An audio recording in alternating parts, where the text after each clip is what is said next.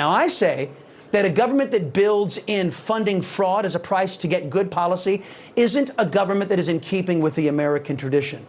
What do you say? Well, you know, this Somali fraud that's been perpetuated in Minnesota is beyond what people can even imagine. When we finally get our mind around all of this, it's going to just boggle the American taxpayer, what they've been ripped off with here. But even more so, in the next week, we're going to vote again on an appropriation bill. I'm going to vote against this, and I will put forward an amendment to try to stop it. But it's going to have the refugee dollars in it again. Billions of dollars. This just passed out of committee in the fall, and every Republican on the committee voted for the refugee dollars except for one Republican.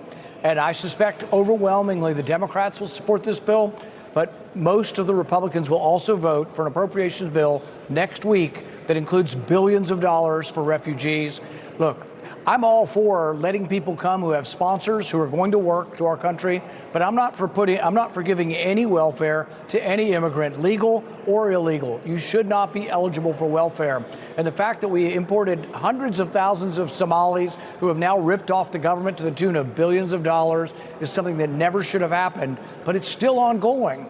This is going to happen next week in Congress, and most people, other than Newsmax, aren't getting this news. They don't realize that the appropriation bill next week will include between $4 to $5 billion more for the refugees that have been ripping off these programs.